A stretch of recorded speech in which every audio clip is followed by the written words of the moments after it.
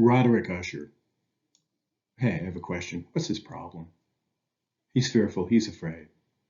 Lots of people are afraid, though. What matters is what he's afraid of, which is, well, fear itself. Fear. To an anomalous species of terror, I found him a bounden slave, says the unnamed narrator. I shall perish, said he. I must perish in this deplorable folly.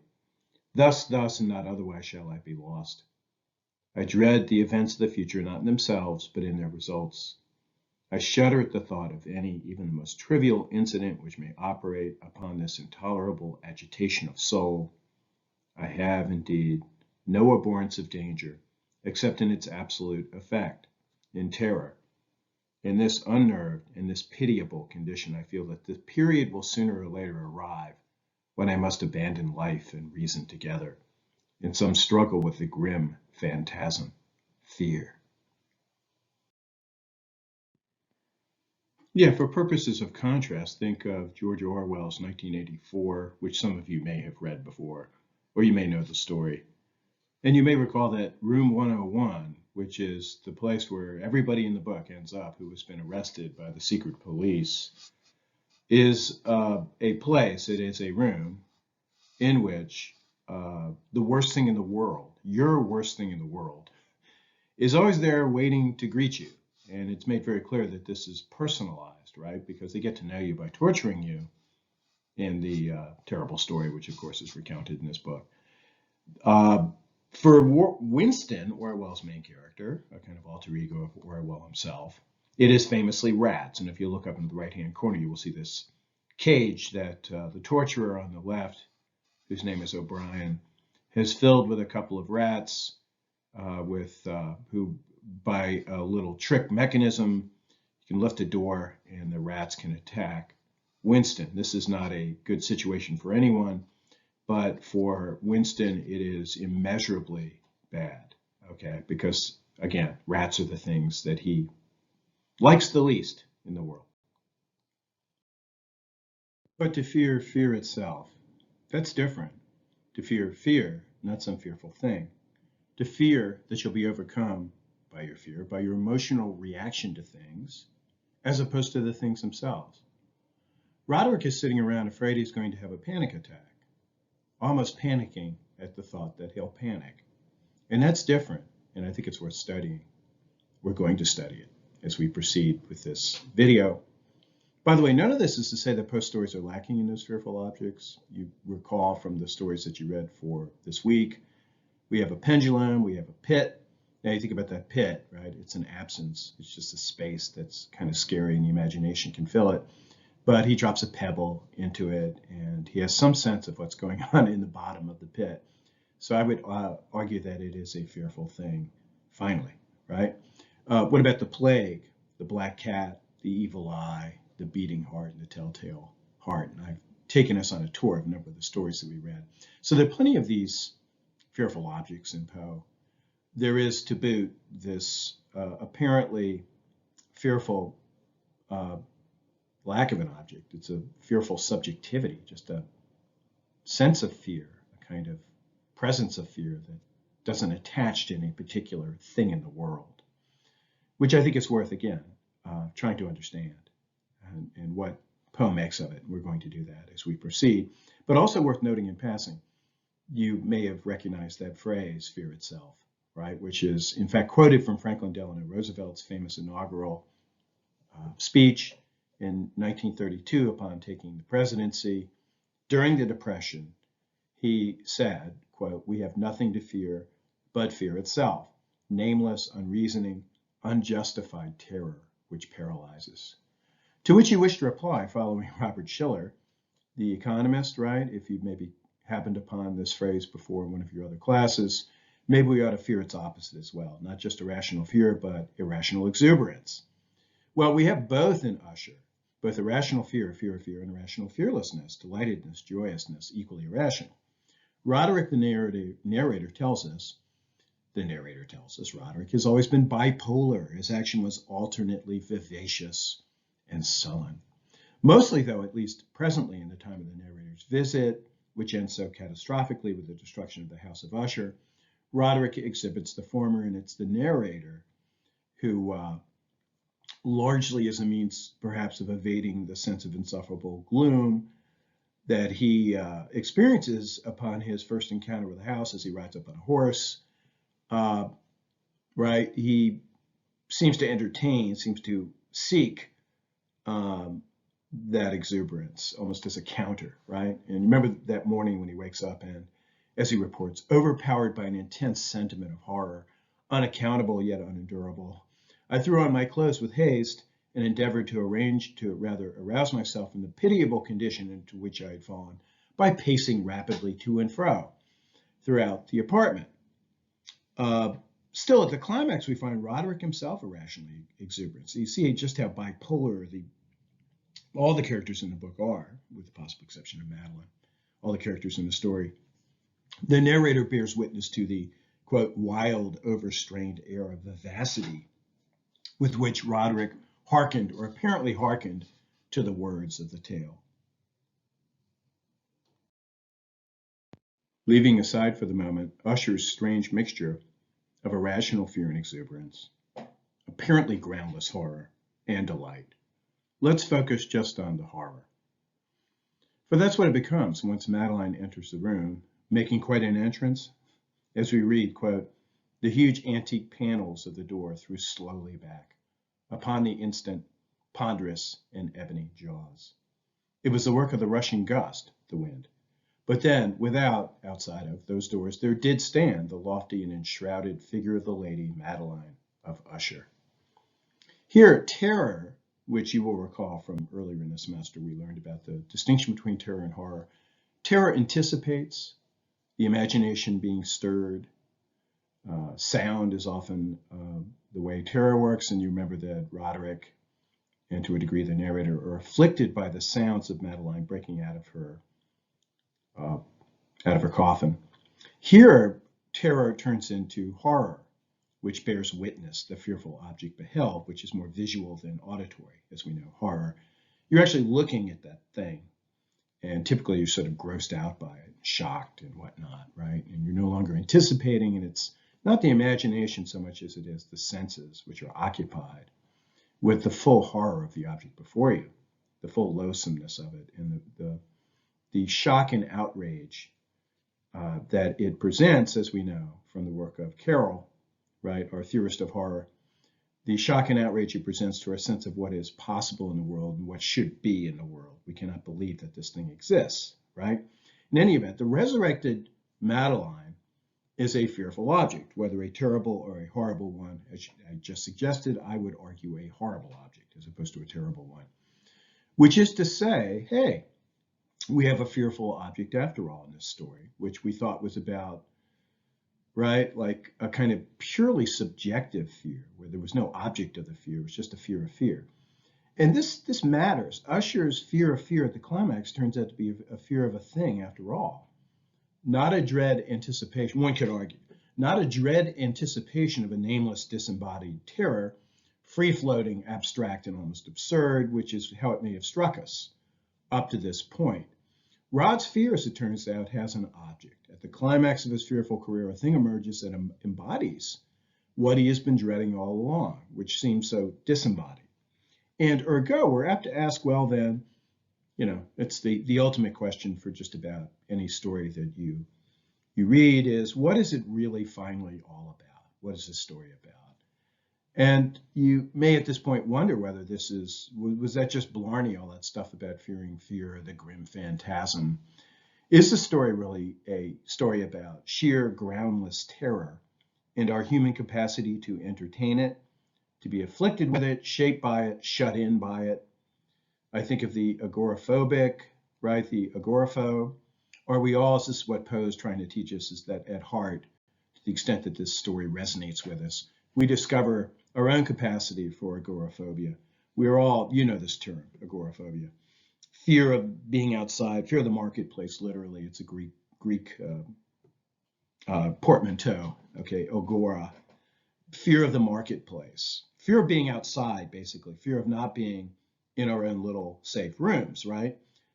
People afraid to go out of the house, agoraphobes. This is something we all know about from the COVID crisis where we're all stuck at home all the time, it can become quite a habit, can it? And you can even maybe be a little bit uneasy when you step out of the house because you're so used to being inside it. I'm well aware that you also might have an exuberant and irrationally exuberant desire to get out of the house the way we're all shut in. But this is the other side of it. But there are moments when you're afraid?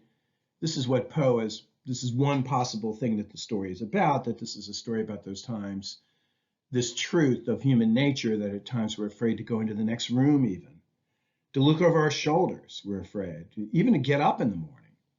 So is this what the story is about? That's what we thought the story was about. But you see here at the climax, we actually have an object before us, don't we? We have Lady Usher, Lady Madeline, who shows up, right? Well, let's think just a little further about this. Let's not jump to any conclusions. Well, thus, on the one hand, it seems to be a story about the fear of an object. After all, Madeline shows up and she scares him to death, one could argue. And it seems to be a story earlier in the story, it seemed to be a story about fear itself that appears to float free of any particular object, Madeline or anyone or anything else. And these seem to be mutually exclusive alternatives. But I wonder, could it be a story about both? Could it be both of those stories at the same time? And I'd like to argue, yes, that it can be, even though at first this seems rather paradoxical. But when you consider, it may be so. It may be a story about both, when the object feared is everything, okay? And this, I think, is going to become very clear to you intuitively very quickly. I mean, remember Charlie Brown from the Christmas cartoon, right? Who suffers from what Lucy calls pantophobia. You remember that moment. The fear of everything, and Charlie yells, "That's it!" Well, is that Roderick? It's not that Roderick is afraid of nothing, no thing being afraid of fear itself. It's that he's afraid of everything, all things beyond himself, so many things beyond himself that no particular thing emerges from this huge ocean of things which he fears into a kind of particular notice, right? He cannot name a particular fearful object, not because none exists, but because too many such exist, and no one of them stands out. All things are alike, equally afflictive, and the veritable ocean of fear that results as he lives in a world takes on a sort of presence for him that blots out the object world and comes to stand in its place. Let me give you an analogy that might be a little bit more familiar to us. I hope it's more familiar to us. Being so the opposite, so happy that you sit down and find yourself almost speechless with joy, unable to name what it is that's happened to make you so happy, and mindful only of a sun that shines upon you. Think of the Jimmy Cliff song, "Bright, bright, sunshiny day," which I hope we're all going to be singing here pretty soon as the weather changes, and we all so hope in our hearts the COVID blight lifts. And this can happen. It's a sunshiny day when the sun outside's not shining. It's an emotional atmosphere. It's an emotional weather that you have in this moment that's so pervasive that it blots out the object itself. You forgot what it was. Maybe you won the race. You won the wrestling match. You got an A on the paper. You don't even know what it is that's making you so happy because you're so happy. And maybe it's a bunch of things that all happen at the same time just to make you very reconciled with the world, right? It's the opposite with Roderick. He's so fearful that he's enveloped in a cloud of fear that blots out the objects giving the fear rise, thus allowing him to mistake his emotion for the things behind it. The grim phantasm fear is really and truly the world itself, and he has made a career, as we read, as has his family through the ages, of fearing the world and wanting to shut it out. And that's what has led to his present condition, his condition as we encounter it early on in the story. We'll talk here in a moment about how it is that Madeline fits into all this, okay, and the fact that she should emerge as she does, why that should be so consequential. We'll talk in a moment about that. But first, let's look at some evidence behind this notion that, which is really an interpretation of the story, that he and his family have been shutting the world out for so long in fear that it's become even scarier, and they've sort of forgotten about it. The fear's just grown. I don't know that this bit of evidence we're going to look at is going to talk as much about the process of the fear growing as more like just a reason, right, or rather some evidence that we've had this the family has been doing this. We've had this phenomenon of shutting out, and it's been going on a long time. And Roderick is just being a good son of the family when he too withdraws from the world to this extraordinary degree that we are discussing, whereby the world itself doesn't even appear to be the thing he's afraid of anymore. Okay. Um, so it's so distant at this point, and the emotion, uh, that has made him shut it out to begin with has taken its place, as it were, and has now beclouded it. So he's just aware of the emotion now. He's not even aware of the world anymore. Here's that bit of evidence. Note quote, and I'm reading from the story itself. The very remarkable fact that the stem of the Usher race, all time honored as it was, had put forth at no period any enduring branch. In other words, that the entire family lay in the direct line of descent, and had always, with very trifling and very temporary variation, so lain. And this stretches way, way back in the history of the family. As he continues, it was this deficiency I considered while running over in thought the perfect keeping of the character of the premises with the accredited character of the people, and while speculating upon the possible influence which the one in the long lapse of centuries might have exercised upon the others. It was this deficiency, perhaps, of collateral issue and the consequent undeviating transmission from sire to son of the patrimony with the name, which had at length, and he goes on to talk about the effects of this on the house and on the family, and the fact that the peasants nearby don't seem to make any distinction between the house, the actual structure, which has a crack in it, and the family, right? Uh, we're not going to get into exactly how the setting here reinforces the theme. It'd be interesting, but we only have so much time, right? What's important to note in this moment is how the deficiency of collateral issue in the family, what does that mean? That means that there's been a deficiency of contact with other families, doesn't it? They've been inbreeding, right? Now, I don't know that this is such an incestuous phenomenon here that the narrator is evoking, that we're talking about actual incest between brother and sister. But on the other hand, maybe it's been more like first cousin, and there's just been this, avoidance of the world and people outside of the immediate family, or the just outside of the just outside the immediate family. But the larger suggestion is, I mean, some people actually think that the kind of original sin of the ushers is incest, and that we have here at the end of the house and the end of the family, which is, of course, what the story records, we actually have an incestuous relationship between Roderick and Madeline, okay, which might explain the strange ending of the story whereby the two of them end up in a heap on the floor together, right? And her desire in the tomb is to make contact with him, and he kind of feels that she's coming for him, right? So there's been some explanations of that strangeness, uh, that particular mode or that particular episode of strangeness, by way of this incestuous desire that is so strong and yet so wrong, strong and wrong at the same time, that it seems to transcend death. There are others, of course, who say that she's not really dead.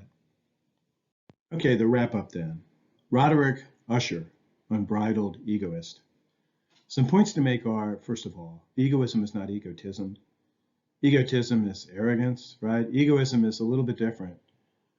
It's not that deliberate assertion of your own supremacy. It's more of a assumption on your part that is never even really in question as far as you are concerned, that you are the center of the world.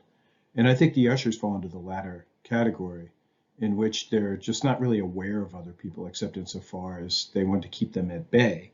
They don't feel superior so much as they do just different from, and they're not even so different from that this is just sort of assumed very early on in the history of the family, and they keep their distance. We talked about this. We just talked about this.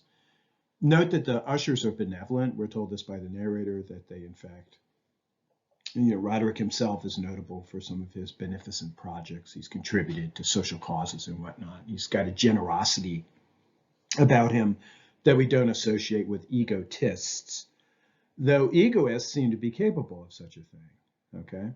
And we're not going to get into all the details of that right now, how that might be, but think about it, and I think you can be imagined. You can imagine this might even be A strategy for keeping the world at bay. It's almost a, I don't know, blood money. Is that it? Conscience money, or you just kind of pay them off?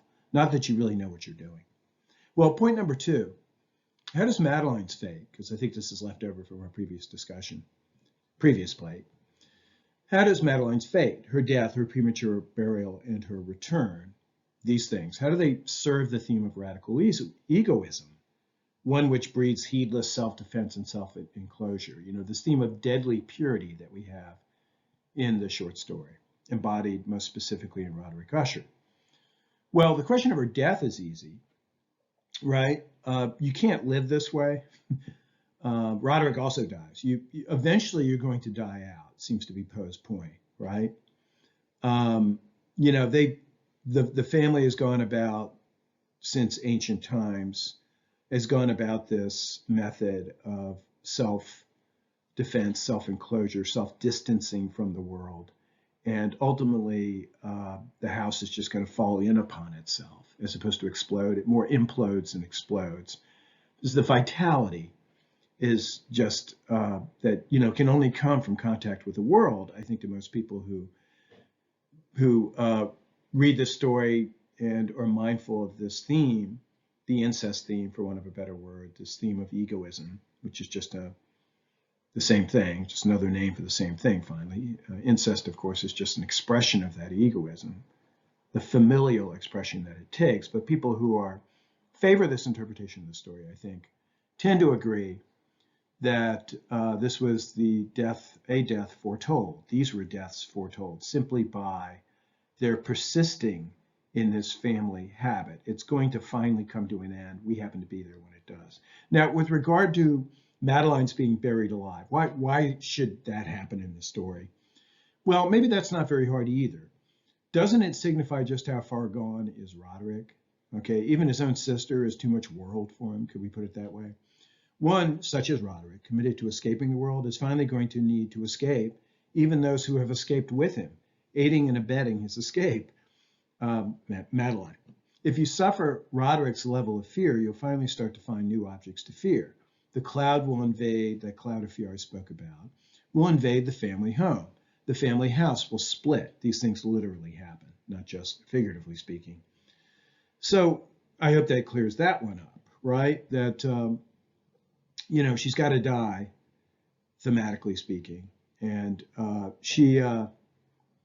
right, and her being buried alive is just a way of indicating the degree of Roderick's, right, you know, of his kind of uncomfortableness around objects of the world, that even objects that he had designated not of the world, because they're right there in the house with him, ultimately but seem to be too much like the world, and so he's got to act against them.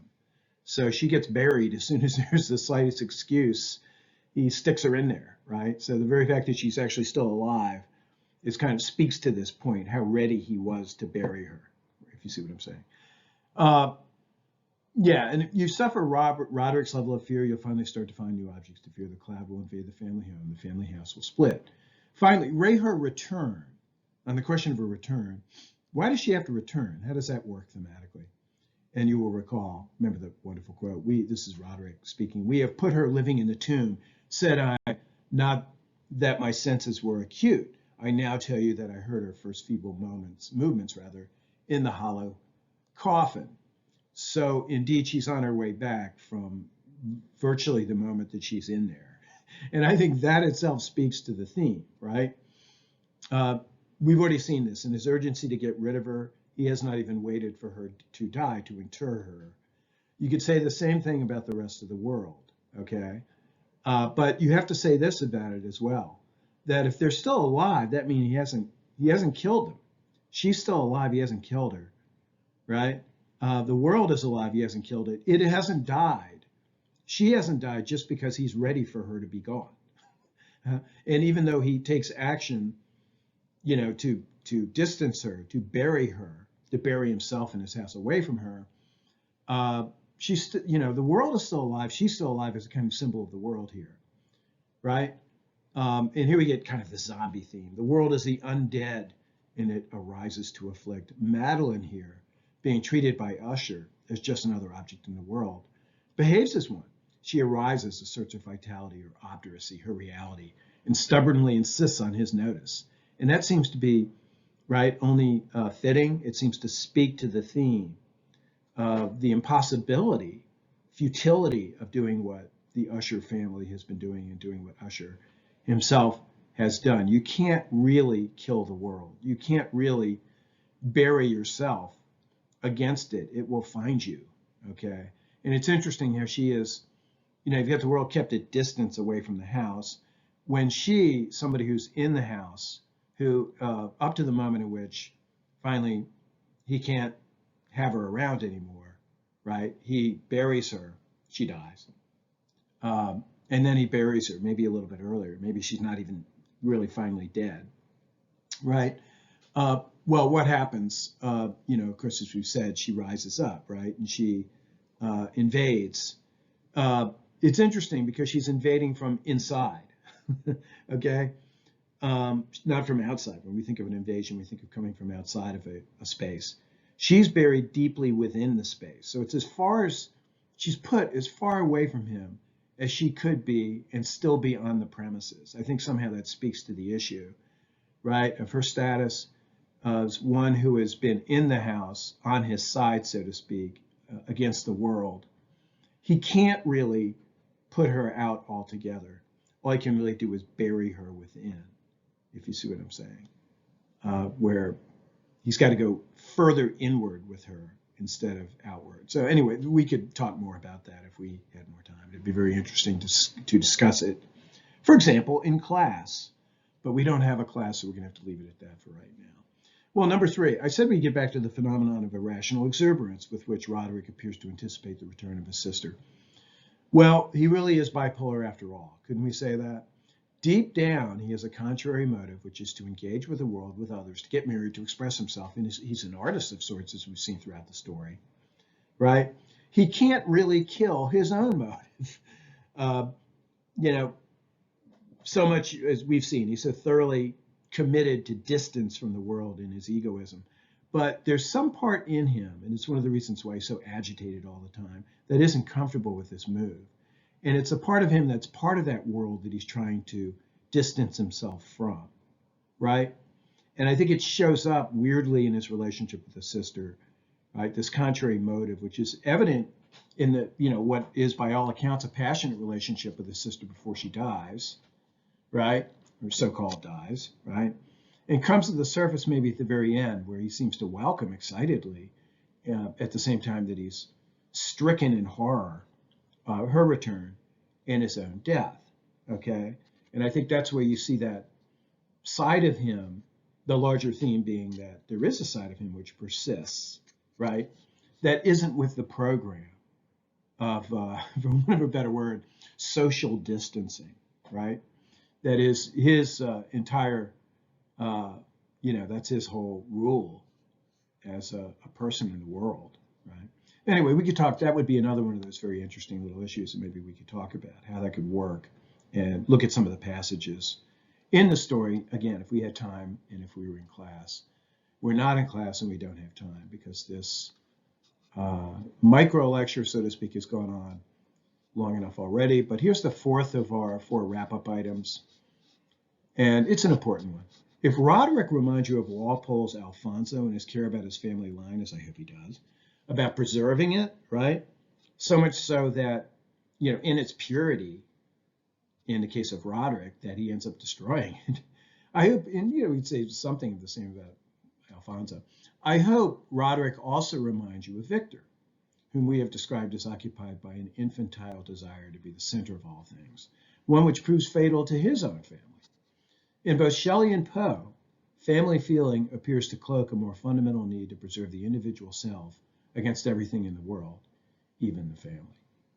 Okay, well, this final point is one that I wish that we could meditate on for a while and discuss further. Again, we're out of time, so I'm going to leave it at that, and I think this issue is going to come up again very shortly. So have a good Thursday or Friday or whenever it is that you view this video, and I will be with you again soon. Bye-bye.